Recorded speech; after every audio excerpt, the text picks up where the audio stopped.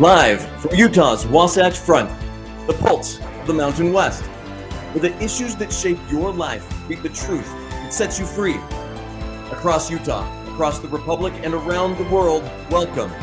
This is KMMU.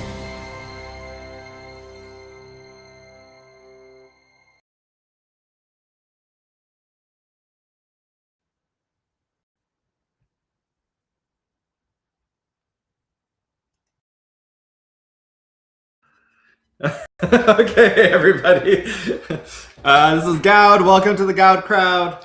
We're back after a 1-week break. I will tell you that today we'll have a little bit of a shortened show just because I have a evidentiary hearing tomorrow morning or tomorrow afternoon. And so I need to spend my time preparing for that. Clients come first. And, oh, you're back, Mr. Producer. You want to start? Yes, I only have one job. That's to push buttons, and I did it wrong. So it's all yours, Goud. That was kind of amazing. Okay, so anyway, but I did want to come on because we did have a grandma hearing today. So we'll talk about that. The efforts to bring transparency to the 2024 GOP primary continue. So we'll have Natalie Clausen come on, and we'll have a discussion about that to give you more information and context about what happened today. But first, I want to encourage everybody to go to caucus tomorrow. So tomorrow it's March 17th, St. Patrick's Day, and caucus starts at 7, but you can show up anytime after 6. Or starting at 6 and go and sign up and register. Get to the classroom where your neighborhood caucus will be. And it should be very, very good. Okay. And if you're I just want to kind of sell this. If you're out by me in Riverton, Harriman, South Jordan, Bluffdale, I'm trying to think if there's any other towns out here I'm forgetting.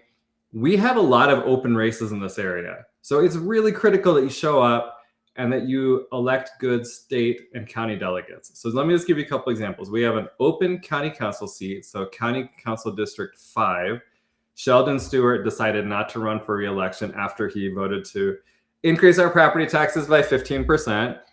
So we have an open seat there. We have multiple people running. So that's going to be decided at the county convention, meaning our nominee will be decided at the county convention. So super exciting. I think you want to be involved in that.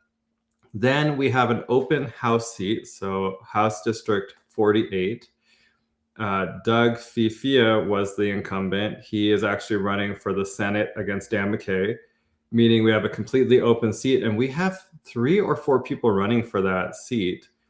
The part that's really funny to me is I thought one person was Doug's chosen successor. And then I learned it's actually not the person I thought. It's someone totally different. So, those are 2 races. The Senate district, I think are we 18 maybe? I can't remember. Dan McKay's district. So if you're in Dan McKay's district, he's got a race on his hands because we have Dan McKay's the incumbent. You have Doug Fifia, and then you also have Tracy Halverson. So wow, that's going to be a fun one to watch. Regardless of what you think of any of them, I think there'll be a lot of fireworks in that race. So that should be a lot of fun. And then also CD4 is open. So anybody in CD4, our incumbent was Burgess Owens, and he retired, which I predicted. And now we have an open race. Now I will say my prediction about Candace Perucci was wrong. So I will admit if my predictions are wrong. I guess Candace decided not to run. That's fine. So we have Mike Kennedy. We have Scott Hatfield. Those are the 2 that I've heard of. There are a few others running as well. But I mean, there are so many races you want to get involved in. So you're just a step back. The House District 48, County Council District 5 will be decided at the county convention. So if you become a county delegate in this area, you'll be able to vote for the nominees for those races. If you become a state delegate, you'll be able to vote on CD4 as well as the Senate district, right? I mean, come on. I think this is why you should want to become a delegate. So I encourage everyone, go to your precincts, your caucuses, Also run for the precinct offices. I just want to say, if you're in my precinct, please run for precinct chair. So I'm your current precinct chair, but I'll tell you, one of the issues that's been happening is because I'm in the Guard, a lot of times I have guard duty when the county central committee meeting happens. And that means that our precinct doesn't get represented at the meetings. So if we could have somebody who can actually go to those meetings. But there's a lot of other positions. And I just think people should get involved. It's a great way to meet your neighbors, a great way to, be connected, to help people understand what's going on, and things like that. So please show up tomorrow. It's a lot of fun. You'll get to talk to your neighbors.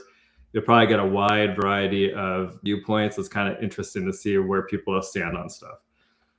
Mr. Producer says, if you're in Wasatch County, Mr. Producer will be there to greet you at the high school. I assume Wasatch County only has one location for their caucus. We have multiple in Salt Lake County. And then he says, we have 2 candidates running for House District 59, and for CD3, they've got Phil Lyman versus Celeste Malloy. So again, if you're out there, CD3, another exciting race, right?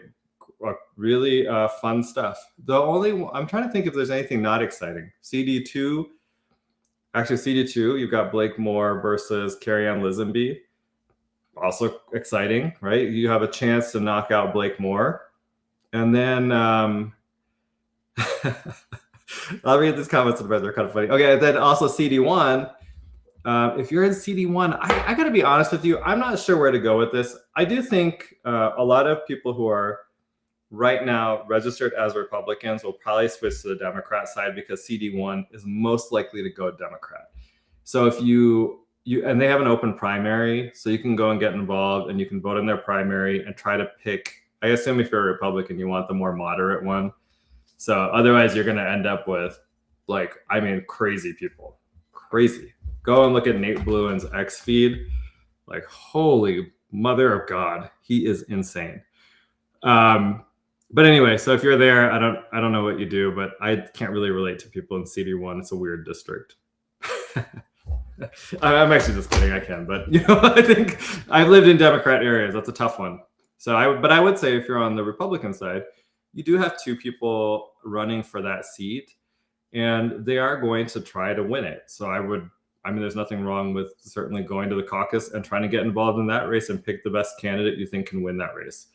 Let's see. Mr. Producer says, please knock out Blake Moore. Yes, everybody agrees. Knock out Blake Moore. He should have run in CD1. I won't say it on the air because it's not a nice word, but it starts with a P and rhymes with wussy. Okay. Let's see. CV says, who's the most conservative of the conservatives in CD4? Oh, I don't know. That's a good question. We'll have to see, right? I think Mike Kennedy is decently conservative, but however, he did vote against releasing these information about sexual harassment settlements that happened with Congress members. I have a problem with that. I don't know how you feel about it, but I do think that information should have been made public. I went and I actually looked at the bill that I think it was Nancy Mace put it forward. I'll just add, I think Nancy Mace is a little bit of a nut job, but the bill basically said all of those settlements have to be released, and that the personal information of the victims and essentially the point was it would release the congressman or congresswoman who settled the lawsuit and the amount of the settlement. I think we should know that, because they use taxpayer money to do it. And all 4 of our representatives voted against that bill. And the way they voted against it is they voted to refer it to the ethics committee in the House, where it just goes to die.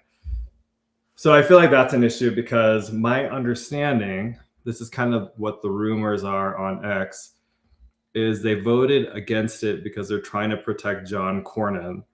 John Cornyn is married to a woman, but apparently settled a sexual harassment lawsuit against a man, or a harassment claim against a man, which suggests that maybe he is gay, secretly gay, whatever that means. And then, so anyway, the point is, I don't know, he seems conservative, but that to me is a strike against him.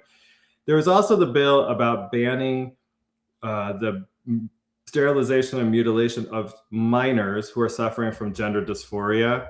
we were trying to get it banned at the federal level. Like we already have a ban in Utah, but this would have done it federally. So right now Utah has a ban, but Colorado doesn't. So a mother or father in Utah could take their child to Colorado and trans them there. And it'd be my view that we need to ban this nationwide. I don't really care what state you're in. It is child abuse, and it should be banned. He opposed that, and he claimed it's the state's issue. But the problem I see with this is that, again, it's wrong nationwide, number one. But number two, for these parents that are determined to trans their kids, and there are parents like that, they can take their children out of Utah, go to Colorado, go to California, go to Minnesota, trans their kids, and that means they destroy their mental and physical health. They sterilize them. It's horrible what they do. And I think that should have been banned. So I don't know if you can claim to be really conservative if you were voted against that. Just some thoughts on that. I'll try to have people on the show as we move forward. And as I have said, I will be fair to everybody. So I have my biases, but we'll try to, what we want is to get some information from people to figure out who the best candidates are. So CV says, I texted my precinct leader and told him I'm going to launch a coup to overthrow him. Okay, just for the record, CV is not in my precinct because I would voluntarily let you do that. And I am unable to look at Bluen's X feed because he blocked me. He does that a lot. Yeah, it's kind of weird. Actually, he had me blocked for a really long time. And then I posted something about him, and I think he just saw it as a way to get engagement and started engaging with me. And he's been doing it a little bit here and there. It's, I don't really, he must see me as like a foil to attract the left-wing lunatics and CD1 to him. But yeah, I'll just be honest. I feel like if a politician is blocking people on social media, that's a good sign that you shouldn't vote for them. There's really no excuse for that. I'm on social media. I don't block anybody. I just don't think it's worth my time. And I just find the politicians to do it. That's just lazy and stupid. You could ignore people. Like that's all you do. You ignore them and you're done, right? No problem. Okay. Anyway, so as I said, go to caucus tomorrow night. Caucus. And go to the Republican caucus if you're a Republican. And if you're a Democrat, don't come to our caucus. Go to your caucus. Okay. Okay, I want to talk signature gathering. So last week, it was actually, I guess, 2 weeks ago, Lyman announced that he's running for Congress, and he is collecting signatures. And I will tell you that I am helping with this campaign. We are gathering signatures, and I will tell you, I've never seen the energy that I'm seeing for this. I'm one of the hosts for the for a signature packet. I've had 7 people show up over the last 2 days. Just they're texting me like, we want to come and sign. I've seen so much energy and enthusiasm of people wanting to sign his petitions, and it's really impressive to see. His opponent is also getting signatures, but she's actually paying for them. And I think that distinction is really important, right? If we want to get rid of the signature path, I think the way to do it is for conservatives to go and actually gather signatures with volunteers and show that it can be done. And I think that's the most likely way that the establishment will say, well, let's get rid of the signatures because now they figured out how to use it too. All the signature path has been, I think, is a way for them to, it's not just circumvent the convention. People keep saying that. And the reason I say that is because in 2024, Lieutenant Governor Henderson and Governor Cox did not actually get 28,000 signatures as they were required to, and still put themselves on the primary ballot.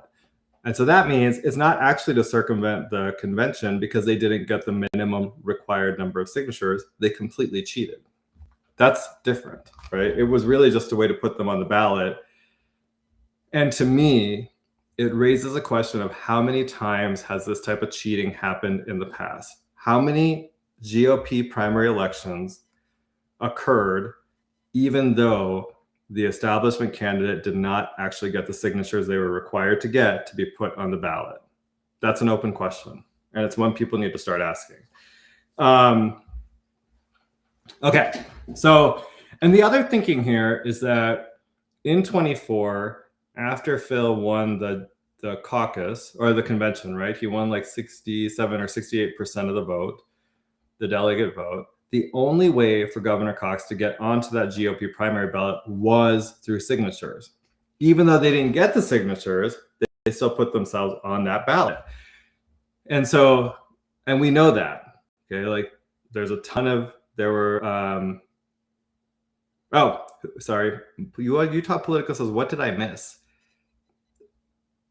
I said to go to caucus. That's all you missed so far. Now I'm just talking about signature gathering, so not much. CV says, who is eligible to sign for Lyman? All Utah residents. All registered Republicans in Utah can sign Lyman's petitions. So only for this election, the legislature allowed congressional candidates to gather from any registered Republican in the state. You do not have to be in their district, okay? And they did that because of the whole redistricting fight that was going on. So this is the only time this will happen. We have people statewide that are gathering, people not even in his district. People are, and let me just tell you, it's enthusiastic, grassroots signature gathering efforts. People across the state are contacting the campaign. They're asking for signature packets. They want to gather these signatures. They want Phil Lyman on that ballot. And the way I see it is in the last election, after he won, like I said, after he won the convention, they cheated to put themselves onto the primary ballot. And then the rest, you know, the rest of that. We know that they did that. And so, and they know that we're now very carefully watching signatures. So Celeste Malloy is gathering signatures. My understanding, and I heard this from a good source, is that she hired Gather Inc. That's the same company that Governor Cox used last time to gather her signatures for her. I mean, look, history, past is prologue. They actually turned in tons of forged signatures. And so we will be going and poll watching all of her signatures that she turns in. Okay, so, and I've asked Davis County, like every Monday I'm going to call them. We're going to find out, did Celeste Malloy turn in any signature packets? And then we'll go up and we'll look at them. So they know that there's people watching. So my view is that puts a risk that the people in power, if they don't want someone in power, they'll go and they'll muck with the convention results. But if you go and you collect signatures, you disincentivize cheating at the convention. So I think there's a strategy that kind of makes sense here to me, at least. And the bottom line is, you should go and you sign his petitions. If you are going to the caucus, I will be outside at Harriman High School, and I'll be collecting signatures as you walk in. So you know what I look like? Come and say hi and sign the packet. I also want to say this. I think that part of what we should be doing, if you're someone that does not support signature gathering, oh, I agree. I love that point. So Utah Politico says at some point, the company needs to be held liable for all the fraudulent signatures. I 100% agree. 100%. Maybe there's more to come on that at some point. So I did say Celeste Malloy is paying for signatures. Blake Moore already paid for his signatures and got them. And I think there's other candidates also paying for signatures. I would tell people this. I think if someone is paying to gather signatures, you should decline to sign their petitions. Part of the way to start to clean up this process is to say, I will not sign a signature packet from a candidate who is buying signatures, okay? Because they are incentivized to cheat. And we've seen that repeatedly. Every single election, there are signature gatherers being prosecuted for committing forgeries and fraud. So, and there's a difference here. When you're doing an initiative or a referendum, the signature gatherers actually have to wear a tag saying, I am being paid to do this. They don't have to do that when they're doing signature collection for candidates. Interesting, right? Kind of weird, because it means that your elected officials don't want you to know when they pay people to come and gather signatures for you. And so I would just tell people, like, you should ask people, are you getting paid for this? And if they're getting paid, you should say, I don't want to sign. Because actually, if you think about it, they're making money off your signature. And in that, in the case of Gather, hold on, I'll tell you what it was. It was a good amount of money per signature. So let me see if I can find. Give me 1 second, and I'll tell you. While I'm doing this, Caroline teaches math says, when does the signature gathering for Lyman end? Signature gathering ends for all of the candidates of the state convention on April 10th. But we are trying to get those signatures gathered before that. So get it done earlier. And Caroline, you know where I live. You're welcome to come over and sign. So Caroline teaches a message. You just, oh, sorry. Yeah, you'll have to ask. So in 2024, they were paying $350 per valid signature collected if it was collected a single. Now, if the person got two, like they got the same signature on two different petitions, then it was $250 per petition. If they got three, it was $225 per petition. So they're making money off your signature when they're getting paid. And so that's why I think you should say, no, I'm not going to, if you're getting paid, I'm not signing your petition. Only agree to sign with volunteers. And then I think we actually fixed the SB 54 problem without really changing the law. As long as we don't have cheating. Like what happened in 2024 can't happen again, because otherwise then we have a problem. But the point is, we have to actually be able to, we can control some of this. And it requires people to go and say, if you are getting paid, I will not sign your petition. Okay. Okay, there we go. Let's see what I have next. Oh, okay. Before we move to the grandma hearings, one other thing I want to point out. I don't know if people saw this, but the establishment is, if you're in Utah County, the establishment wants to get rid of Aaron Davidson. I mean, they are after him. And it's kind of interesting because, in Salt Lake County, Lanny Chapman was actually funded by George Soros. And oddly, the establishment didn't put up anybody to challenge her in this election. So now we're stuck with Lanny Chapman, a Democrat, who was funded by Soros, but they're hot and heavy going after Aaron. And so there was a big fundraiser this weekend, and you can see here. So Aaron actually quote tweeted this, but you can see Mike McKell is after this guy.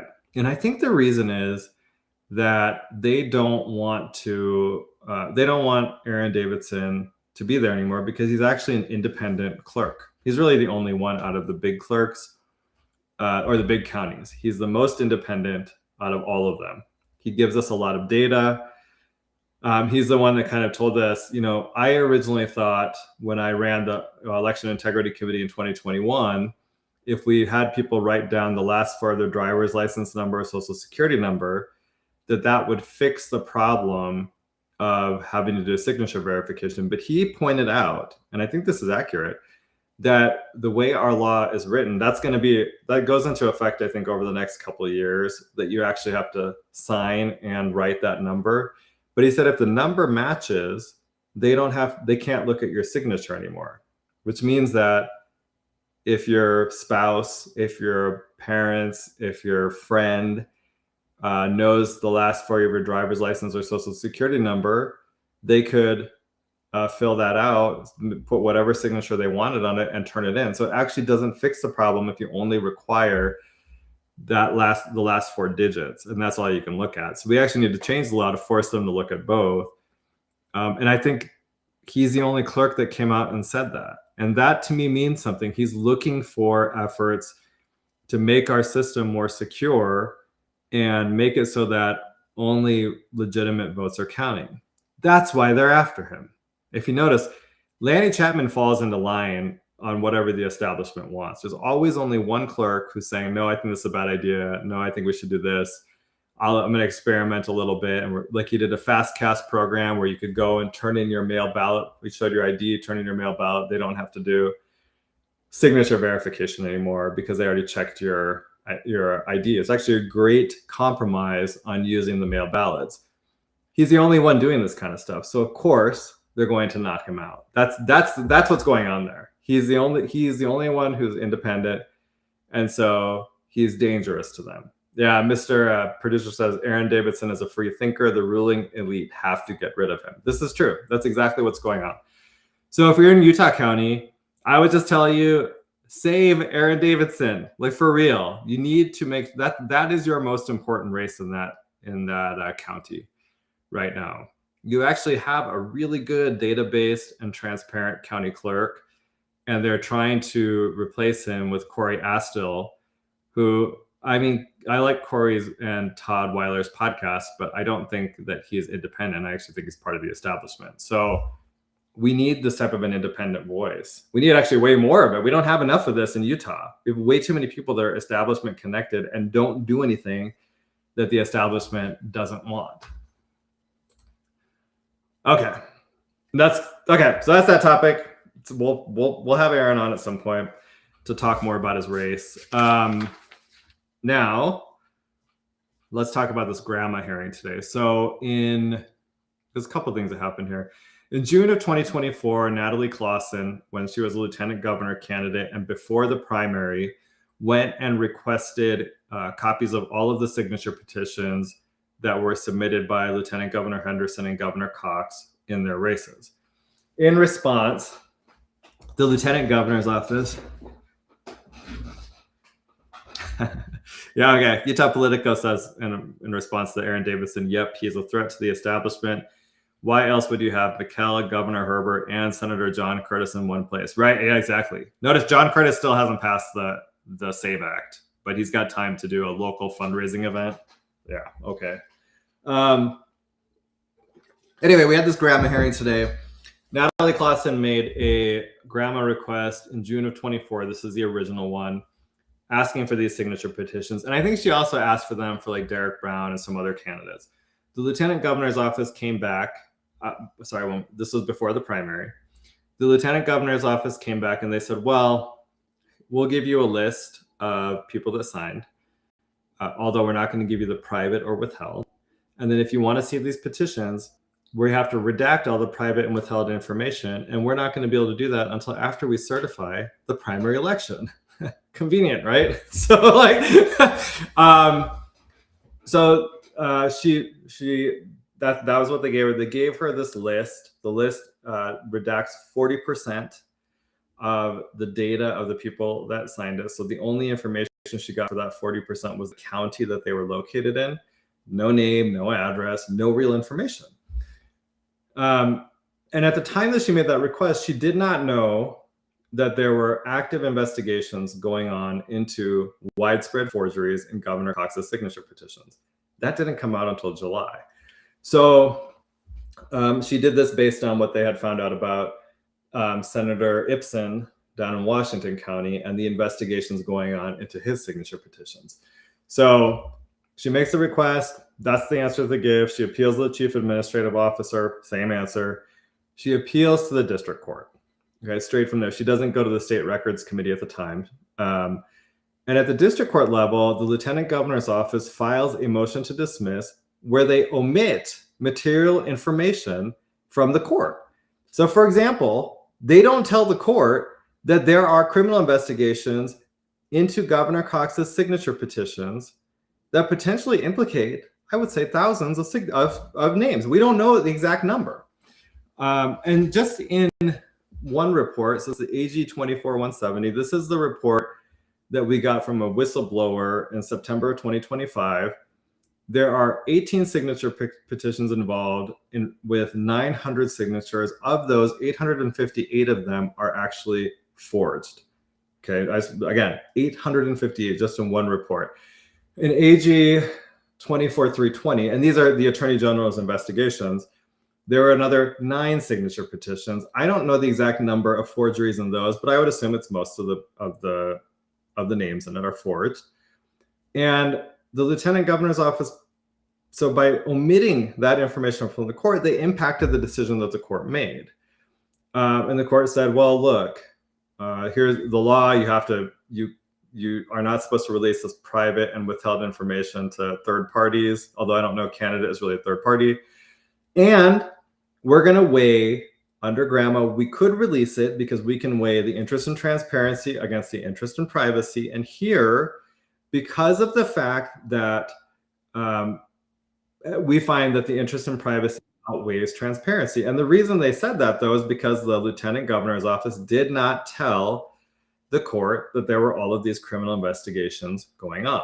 And they knew, by the way, they 100% knew. So that's a problem, right? So then in last year, God, was it November 25? Natalie requested the same thing again, or not exactly the same thing. The request's a little bit different. It's only for those signature petitions of Governor Cox and Lieutenant Governor Henderson. This time, they came out and they said, we're not going to, they said, look, there's a new law in effect that says that once the election is certified, that you can know, actually, hold on a minute. This is what it says. This was in response to what happened in 24. While you are a candidate, you can go and look at these signature petitions, all of the information, private and public. But then once the election is certified, they seal those records and no one can look at it except for the lieutenant governor, convenient, the legislative auditor, okay, and then a court can order that the information be released. So they used that statute this time, and then they also said, look, we also don't have to produce this because the district court has already made a decision, and that's res judicata. That's what issue preclusion. Now, the res judicata to me doesn't super apply here because, again, the facts are different. It's not just that you have to have the same parties. You have to have similar facts. The law has to be the same. There's a bunch of different factors that go into actually doing a res judicata application. And then they also said this law prevents us from producing it. And that law, again, is weird because the law assumes that you would have gotten to see the signature petitions while you were a candidate before they seal the records. And in this case, Natalie's never seen these petitions. No one's seen them. And I'm just going to add before we bring her on that I think we know that they are completely forged. Like the forgeries are obvious. I have seen Don Ibsen's signature petitions. You just have to look at them. And you can see when you look at them that everything is written by the same person. The name is written by the same person. The address is written by the same person. The signature is by the same person. It's obvious. Like you just look at it and you're like, oh, total forgeries, all forged. And so the reason why Lieutenant Governor Henderson doesn't want this data out there is because it will completely destroy her political career. And so the grandma laws right now are being used to cover up fraud. And actually, so are the laws meant to protect you and me as voters. So my information, I have a private voter record. But right now, I don't know if my name shows up on their signature petitions. It really may, but they're covering it up. They're saying, oh, it's private data. We can't share it with you. Well, I didn't put it on there. It's not my data. Someone else put it there. And now I don't even know if it's been signed. How do you fix that problem? But anyway, we had a hearing today. I'll bring Natalie on. I can talk about it more, but the hearing officer ruled against us. But I think there's some really good stuff for people to learn about this. And we'll kind of talk about, I don't know where we go. We're kind of talking about where to go next. So maybe we'll have a little discussion about what Natalie thinks. So let's bring her on. Hey, Natalie, how are you? Hey, Goud. Good. How are you doing? I am good. So long time no see. That's right. All right. Do you want to talk about, maybe give people your what you're trying to accomplish here in terms of this information and trying to get it? Oh, that's good. And I was listening the last few minutes. I've listened so far on your program, so I've caught up. So you did a great job setting the stage for where we're at. And we did a grandma request, like you said. I did it originally before the primary, and we were denied the documents. So then, like you said, we had all these investigations, all these things going on that we thought we've got to be able to see these packets. We owe it to all these voters who have voted and want to know the truth of what was on those packets. So I did another request in this last November, and we went through the process. We were denied by the Lieutenant Governor's office, then denied again, and so we ended up at the state records. It's no longer a committee. We should also note that since the last time we were there, the governor has, the legislature and the governor signed that they would get rid of the committee. We used to be made up of several members of like the community and others, and now it's a single person, a single director who makes this decision. You used to have 20 minutes to present your case. Now you only have 5 minutes. We've seen a lot of change with the grandma rules, but this director, it's interesting, was appointed by the governor and is the same person who was really caused a lot of, he denied the documents that we were trying to get, Lonnie Pearson. So it's been, it was an interesting cast of characters this morning, Goud. When we were up there, we looked at everybody and they have all had a piece to play in this so far. Yeah, you know, I guess I thought that was interesting. You did say to him that you were actually involved in making some of these decisions, and he did not address that. I maybe talk about that a little bit so people can understand. To me, it seems like a conflict, but he didn't even say, okay, it's a conflict or it's not. He just acted like you didn't say it. That's right. Yeah, we thought he may recuse himself, and I know he's recused himself on other issues, but this is so Michael Clara had people whose names were forged contacted Michael Clara and said, I had an investigator at my door. She showed me a packet. It said Spencer Cox's name on it, showed me a name and a signature. It was not my signature. And I'm worried that my name's been forged and used for this. And we're concerned. And so they reached out to Michael. And when Michael took that request to the Attorney General's office and wanted to know more about this investigation, well, if there was an investigation, they need to at least admit yes or no. They don't have to disclose all the information. And that's what he was expecting would happen. And then he was going to give that information to us because we were in court battling to try to get the petitions at the time.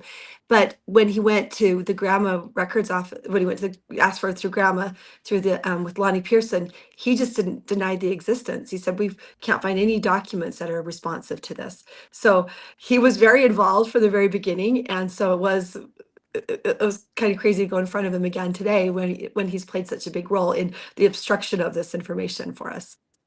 Yeah, you know, just back on what you said about voters who contacted Michael Clara, I just want to emphasize for people, they were shocked that their signatures were on the petitions, because if you go through the interviews, multiple people said they had never ever signed a petition in their entire life, and it showed up on this petition. So I just want people to get a sense of like what a violation this was of their rights, and how, and then like I said, most of them don't even know that their signatures have been forged on these petitions still to this day.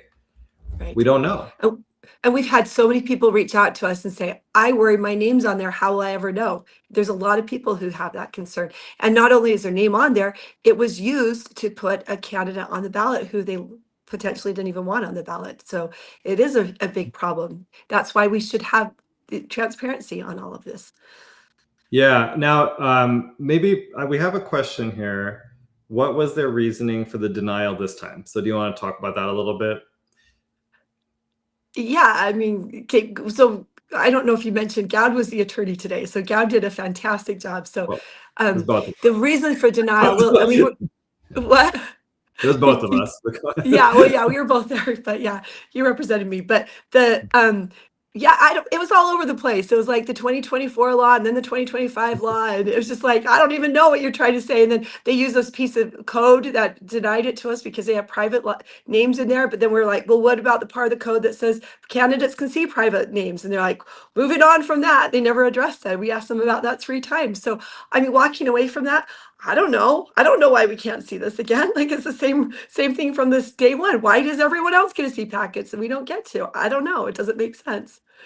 Yeah. Yeah. You know, like there were a lot of really important points brought up today. It was, I don't understand which law they're applying for number one, because if you think about it, the race judicata point is from the law that was in effect in 2024. But the lieutenant governor also argued that this 2025 law is the one that bars you from looking at it. But he didn't really address that. He said, oh, it's race judicata and duplicative. Remember, he said, oh, this is duplicative because you already asked for it. Yes. And then you did a good job bringing it up and saying you've never argued that before. This is the first time we heard this. So you can't bring up new arguments during the trial. Yeah, basically, I think Lonnie Pearson is now helping the Attorney General's office to try to cover up what is a massive fraud and scam. Right. You're right. And we should also note Scott Cheney was the one from the Attorney General's office who was on the other side. Well, he's the attorney that denied, that we argued with when we took it to court, and that hid this information too and could have concealed it. I mean, could have revealed it, I guess, at the time. And so he was, all of these people have been integrally involved for this whole time. Yeah, you know, what was interesting about that is he also said, remember, I was talking about how he knew that they didn't have the signatures, and that there are all these forgeries. And he actually said, I don't know what he's talking about. We didn't know. Well, in AG 24, I think it's in AG 24-170 or in AG 24-320. In one of them, there's actually an interview and a discussion with Cheney in there. And Cheney advises the lieutenant governor's office or the attorney. No, he advises a special agent, I think, saying, no, Lieutenant Governor Henderson and Governor Cox's names cannot be removed from the ballot anymore because the time has passed under some federal law. And so the point being is like, he knew. That's why he was giving that advice. And then today he said he had no idea. And I was just like, I don't know if he doesn't remember. It's possible he looks a little more elderly.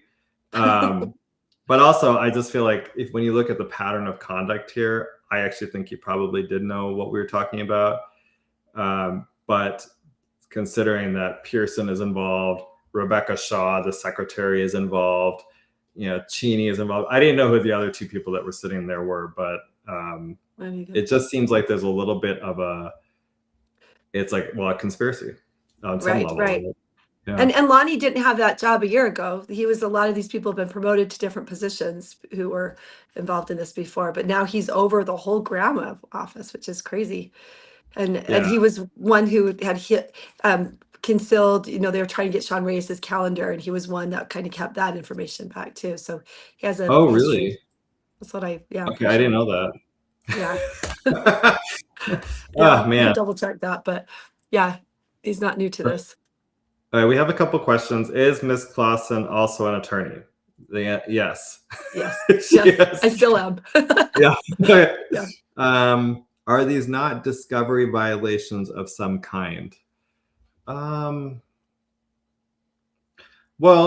I don't know. I think we were talking about this, so we can kind of talk about. So okay. Just before we move on, just so people can understand, like it's a little bit unclear. The basis for decision is a little bit unclear. He's supposed to come out with a written opinion within 7 business days, right? And then we would have 30 days to appeal it to the district court. And I think we're kind of discussing how to go about that and be like, do we appeal this? But to the question about discovery violations, that would have been in the district court case. I don't know how much discovery happened in that. Natalie, maybe talk about it. I don't know if any did, because they dismissed it. They did a motion to dismiss, so we never even fully argued our case. So it was just every one of our cases have been thrown out on motions to dismiss and relying on facts that were not accurate. So the court came back and said, you can't have this because the process to verify these signatures was a very transparent process. You had 29 county clerks that were involved in this. And I'm like, no, we didn't. Like, that was the whole point. We did it. We had one county clerk in Davis County that had a contract with the lieutenant governor, with a candidate herself, to be able to do all this verifying. And the court used that as reason to deny it from us. And the court also said these signatures, the people who signed specifically asked for their information to be private on petition packets. That also never, ever happened. So the decision was flawed right there. So, but then beyond that, all of the facts that they relied, all of this, I don't know, the information from Lieutenant Governor's office they relied on that wasn't accurate too. Shows all these problems with that court case, but. Yeah, okay, let me just read this for you. You are listening to and watching KMMU Main Street Media Utah. We are live on X, Rumble, YouTube, and our website, kmmu.org. Thanks for listening to the Goud Crowd and KMMU. You can call in if you want, by the way. It's 385-899-2134. Another point I wanted to bring up, Natalie, because I thought this was interesting, is that Cheney, his name's spelled Cheney, but I think he says it's Cheney. Maybe he's trying to separate himself from Dick Cheney, but he kept making assertions about what was in those signature packets, right? So it was like, oh, we didn't count any of those signatures in the totals, any of the forged signatures. Okay, well, like, you're making that assertion. Michael Clara actually says that that's not accurate. And we haven't seen the petitions, right? So, I mean, maybe talk about that a little bit. I found it really uncomfortable that he's making these assertions, but we can't see the evidence. Oh, exactly. Yeah. And those were questions we asked before the primary. So when we sent in that grammar request, we knew that there was an investigation going on in Washington County with Don Ibsen's packets, and we were concerned about that. So we said, we want to see the packets. We also want to know if there's signatures being removed from Don Ibsen's packets. Are you looking closely at those same signatures on Spencer Cox's to make sure that those were not fraudulent? And we asked a number of questions. They did not answer one question. And now we know, looking back because of what Michael Clare has done, we know that there was an investigation that was going on at that time in Spencer Cox's packets, and they never revealed that to us. And we asked very pointed questions about any sort of investigation, and they just completely ignored it. So that wasn't your question. I forgot what you asked me to talk on, but No, I mean, it's kind of, I was just asking about this, like they're making assertions about oh yeah, how they use the packets, what's in the packets, what they look like. And yeah, we're being required to actually just believe them, right? right, We can't look at them. So right. he's saying, And, oh, and we what have need they to given us? yeah, go ahead. Yeah, I mean, they haven't given us anything to believe because they've told us from the very beginning there was no criminal investigation, and all these things were like show us, and then it gave us information that we knew that was investigation. So they haven't. There's not a pattern there of trust with the LG's office. No, Yeah, she there just should not listening. be. Yeah, right. Okay. Well, okay. Maybe talk about where you think this goes next. You have any thoughts on like strategy going forward? Yeah, I mean, we talked a little bit about doing a rule motion, motion 60B, right? And rule 60B Yeah. motion. There we go. I think I was up too early this morning. So that's what you did with Michael Clara back in January, and that's Yep. where you show that there was evidence that was withheld, and then that was important for the decision, and so we could go back and relook at our district court case that we took when we originally were asking for the grammar for the petition packets. Yeah, I So, think that's the question here, is like, do we just appeal this decision, mhm, or do we do the Rule 60B in the older case? The one disadvantage of the 60B in the older case is that we're past the 90-day, like it's like, I think it's within 90 days of judgment, uh-huh, it's easier to get the court to grant a 60B. Once you're outside of that, the standard is a little higher. I think here, though, at least to me, it does seem like this is the type of case that justifies that higher standard. mhm, And that if we were to move forward, that we could actually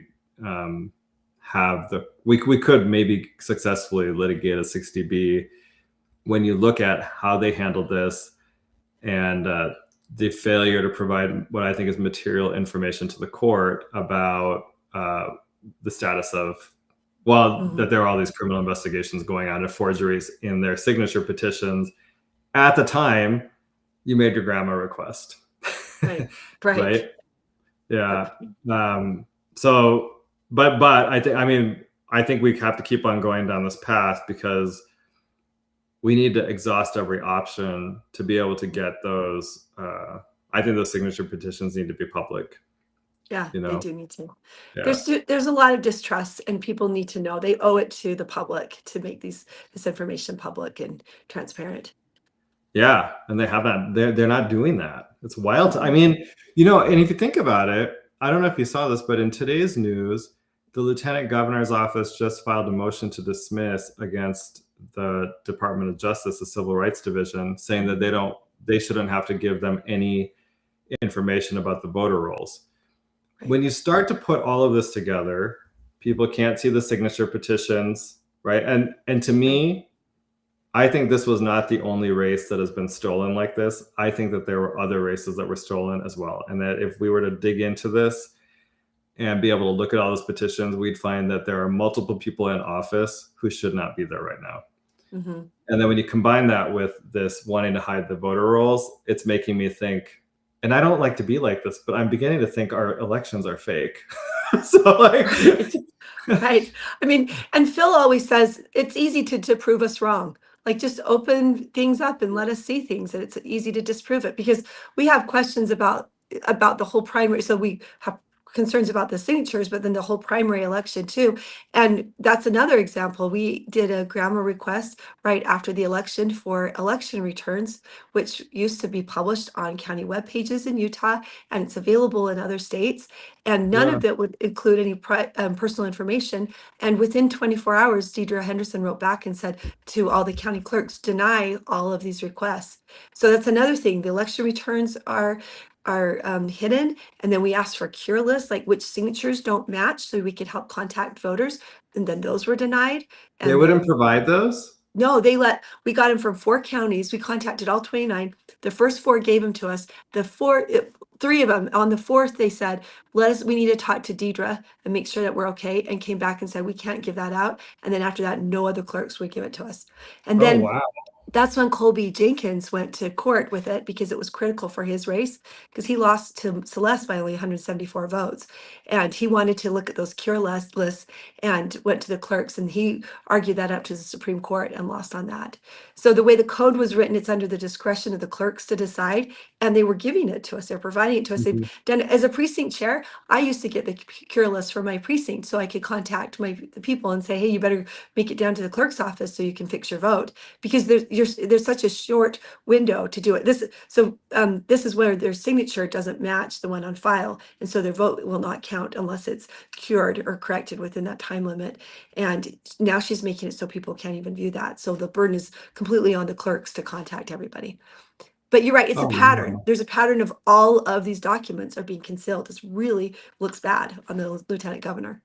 Yeah, yeah. I mean, if people do not start demanding transparency in how this is run, she will be the next governor of the state, and it won't be Right. because she wins. Could be because she cheats. Mhm, Um, right. Yeah, we have some We do have comments a- here. Go ahead. No, go ahead. Go ahead. I was just going to say we have a pattern in our state of that, of the lieutenant Yeah. governor becoming the governor, our chief Yeah, it's election kind officer. of odd, right? Right. Very odd. Okay, we got some comments here. Let's see. The Utah Politico says, my next question, who do you report the people in charge to themselves? LOL, I'm having the similar issues with conspiracies. I don't have a good answer for you on Good that question. one. Let us know when you figure it out. I would say, Yeah. I mean, in this case, you can go to court. Like with the 60B, we had success on Michael Clara's one, on this initial piece of it. I don't know that you'll have success on every single one, because we're heading into kind of novel areas where there are risks involved, and sometimes courts want to get out of things. And I think this grandma hearing was a good example of that, right? He didn't address any of the facts at all, if you noticed. Mm-hmm. Right. When Lonnie Pearson ruled, he said, I find that this is duplicative, something that he, sua sponte, he raised himself. It was not brought up in their briefing. Right. And then he said, I also find that this is res judicata, and that the district court has already decided this issue. Now, what he is doing, I think, is suggesting to us, you guys need to go back to the district court and ask them to do the 60B there. But he's probably thinking, well, they're past that 90-day limit, so they'll probably get kicked at that point too. So that's what he's probably hoping. And so we've got to we'll figure this out. We'll figure out our strategy. But like I said, he didn't want to deal with the facts because the facts are really bad. The facts are bad here. And so when we go to court, that's also the risk, right? Like, you go to court, you've got to be able to tell that story, and your facts will drive how the court makes a decision. But if the court does, and like with the 60B in that other grandma case, the court could just say it's past 90 days. I don't want to deal with it, and just kick it. Now, I don't know if they will, because I also feel like if you're a court and you're a judge, you could be really offended that the Attorney General's office came before you and concealed material information from you. Because, like, something for people to think about, if you're not a lawyer, typically people, like lawyers from the Attorney General's office, they actually walk into court with a lot of prestige and a lot of a good reputation with the courts, because they will be litigating in court a lot more than like an attorney like me. And so the judges look to them to do the right thing. And I think when you conceal material information from a court, you are not upholding the standard expected of an attorney general's office in most places. That's what I would say. Yeah, you saw that they ruled against them last time.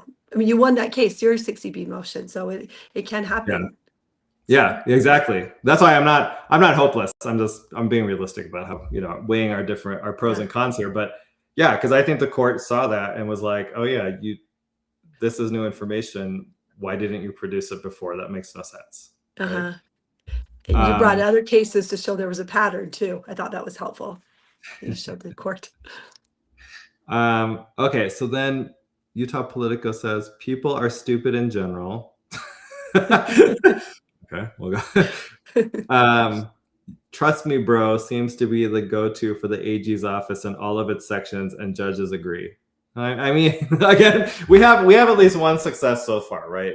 Going up against them and actually beating them. So you can have successes. I think it's just when you litigate, it'll be a mixed bag always. So then he said, so he says, sounds like mine, where they said people were subpoenaed in my case that never worked, flat out lie to the court, and I prove it was a lie. Judge still moved on. 60 days for mine, judge blew past it and said I invited it by making motions, even though the law clearly stated the petition shall go no longer than 60 days. State had no comeback, and the judge carried their weight. What the hell is with these judges ignoring the law? I don't know. So frustrating. Yeah, that is unfortunate.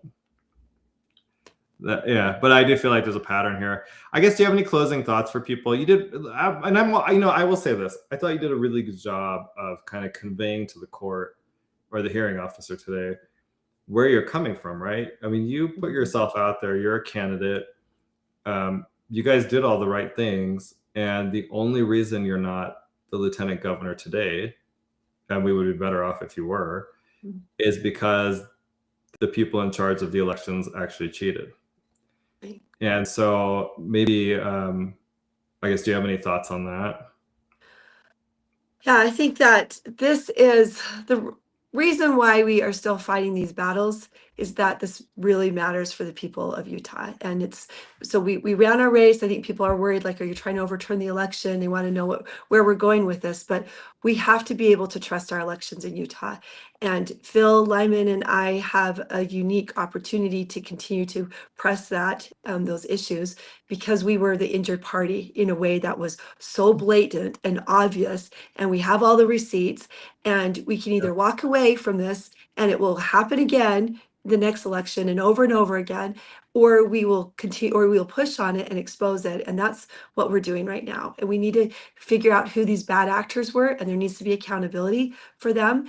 And we can't tolerate this in Utah. We're better than this, and the people deserve to have clean elections, because it affects everything. It affects the policy that we're seeing, and it affects our children and their schools and our community, and the development and everything else is based on these decisions made by people that we don't even know if we elected them. And if people are frustrated with the system, they should be able to vote for something better. And if we can't do that, then we're in big trouble. So to me, to us, and we're a big team of people, we are going to continue to push on these issues and do all that we can to clean up our elections. And we expect better from our elected officials.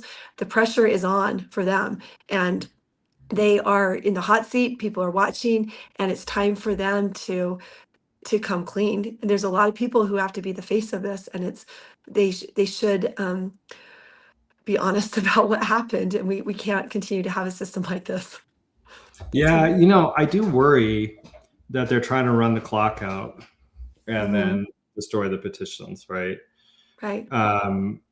Because in the briefing, they brought up something about the 22 months, that they have to retain the data for 22 months and then can destroy it. They can't do that while it's pending litigation, but I worry that that's actually what's going on here, right? Because she kind of did that to you when you made your initial request. Oh, we'll get to you after that we certify the election. And now you're kind of seeing that same pattern, right? Yeah, I think that's exactly, and I don't think that was the legislative intent, is to say, hold them for 22 months, don't let anyone look at them and then destroy them. I think they're supposed to be around for 22 months in case you have concerns, but that's not how they've interpreted it. So I think you're absolutely right. They've been waiting out the clock on everything. And even when we were in court, they said, you already missed the deadline. We're like, what deadline? They're like, the one that just happened. Like, there's always a deadline that they're saying just barely passed us. Like, to certify it, we're like, we're still in the race though. We're still, the general election hasn't happened. They're like, well, this other deadline happened. And you should be, if there's fraud, you need to be able to uncover that fraud and to prosecute it, and it needs to be looked at. So you're right. I worry about that 22 months also. And I also worry, we talked to so many legislators, they knew what we were battling when we did our whole race for 2024, and their own audit came out before the general election. And as we talked to each one of them, their answer was, oh, we're really sorry. This is really hard. And we'll try to fix things up in the legislative session. Like, hang on, and we'll make things better. We're like, it didn't get better. Things are not better. So things have to be addressed. We can't just keep pushing it off and saying that, making all these promises. Like, we have to address these issues now. Yeah. Okay. Well, thanks for coming on. I appreciate it. Yeah, thank you. Thanks for what you did today too. You're awesome. We'll have to put it online so people can watch the hearing, but you did great. Thanks, Goud. No, you were too. All right, cool. Thanks, Natalie. Thanks. Okay. Well, I hope that was helpful to people. Just some closing thoughts here is elections are really critical. And I think, from 2020, we learned that the difference between this election and some of the other claims of election fraud is that this is actually provable. Okay. Typically, when people are talking about election fraud, it's a little bit hard to prove because it'll be like machines altered votes. They pass through, like if you have mail ballots, they pass through signatures that don't match, and then it's hard for you to go back and actually check, did that happen or not? It's just overwhelming. But here, the claim is actually really easy to prove or to disprove. They needed 28,000 verified signatures from Republican voters in Utah. Those signatures are written on petitions. I am asserting, based on, again, the reports that I've read and the auditors, the 3 audits that have happened, that they didn't have the 28,000 signatures. If Lieutenant Governor Henderson, Deidre, thinks that I'm wrong, she can pull out the petitions and show us. Now, she's not going to, because she knows I'm right. And she's hoping that voters are going to forgive her for cheating in that election, and then they're going to elect her. Or maybe I don't even think you have to elect her. I think she'll cheat her way into the governor's office in 2028 if we actually don't get full transparency on this. And, I will say, I do hear every once in a while, less with her.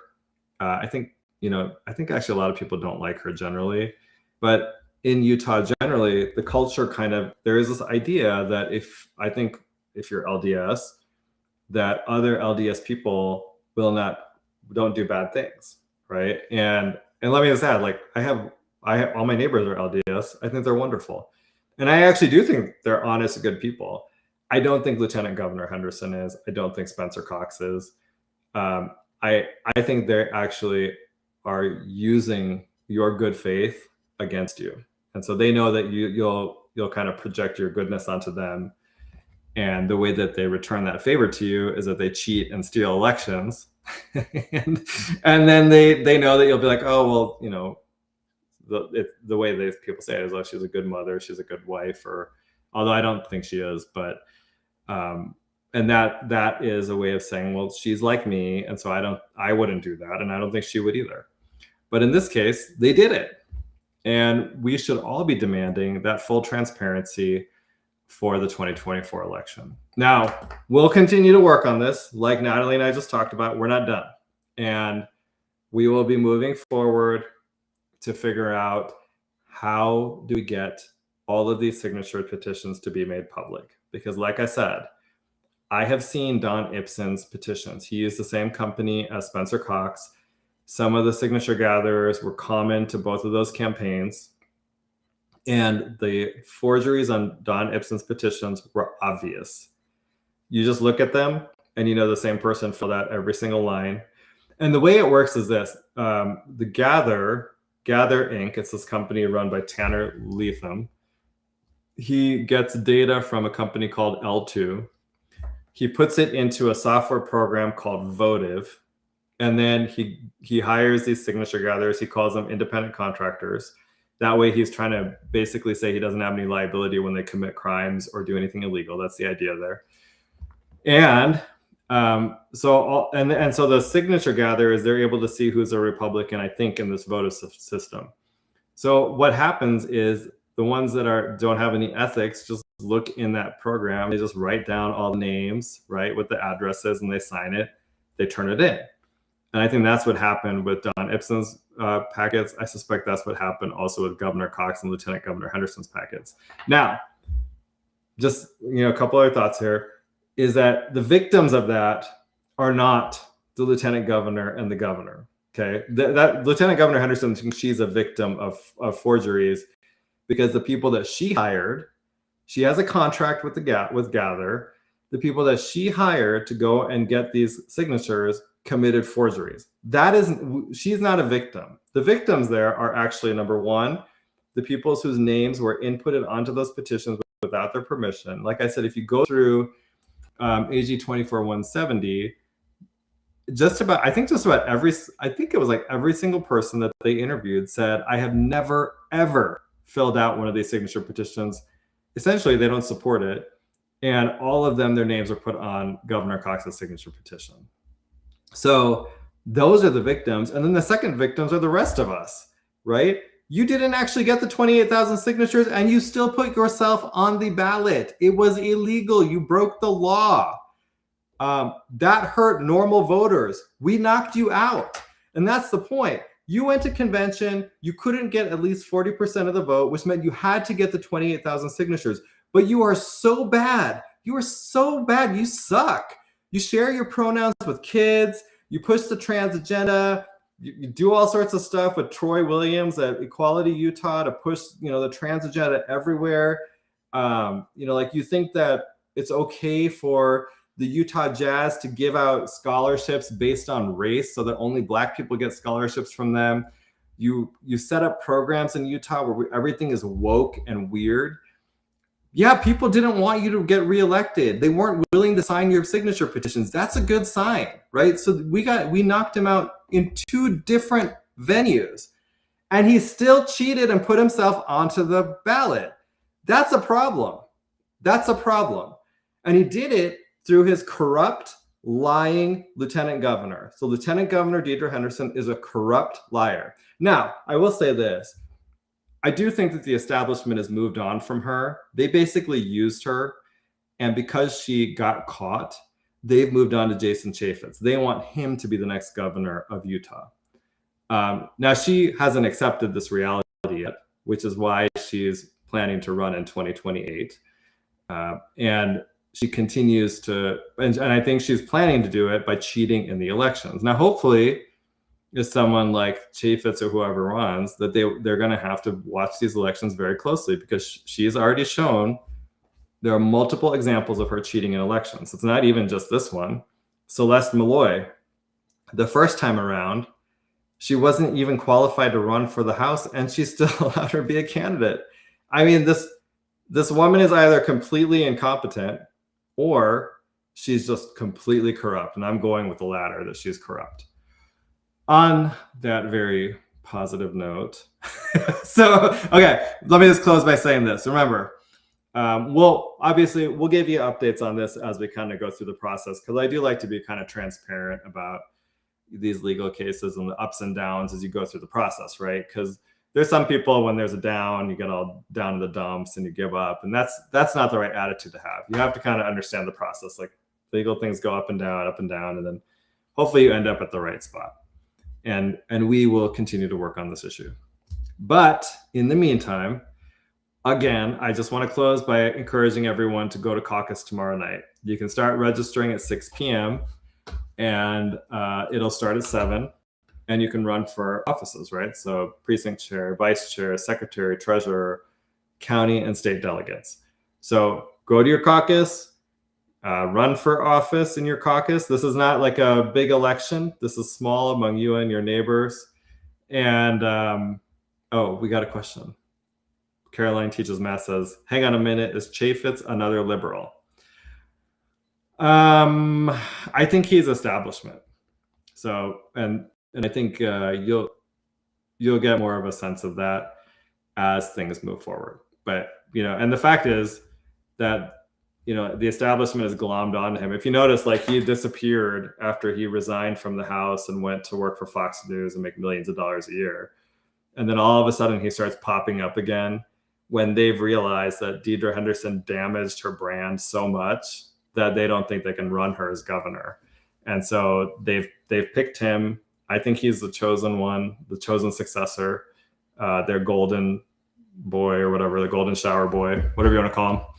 And so you want to kind of, anyway, the point being, I think, so I don't know if he's liberal. I think he's just establishment, meaning he's not going to do anything. He won't change anything about the state.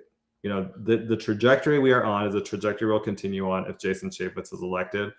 I don't see any changes happening. He's been missing for every big fight that we've had over the past few years. So now all of a sudden he's, I think I saw something where he's against boys and girls sports. Okay, well, you're like 2 years too late. We handled that 2 years ago. Or, he's against kids getting trans surgery. We took care of that already, right? Like, okay, great, you're commenting on it, but you weren't here when the fight actually happened. He's against, I think, illegal immigration, but where did he do anything this legislative session to help stop it? Did he push any bills? Did he promote anything? I haven't heard anything.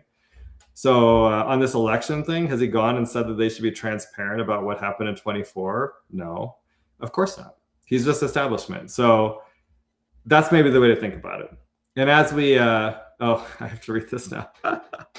The opinions expressed on this show of the host, the opinions expressed are those of the host and don't represent the opinions of KMMU. I think you guys already know that, though.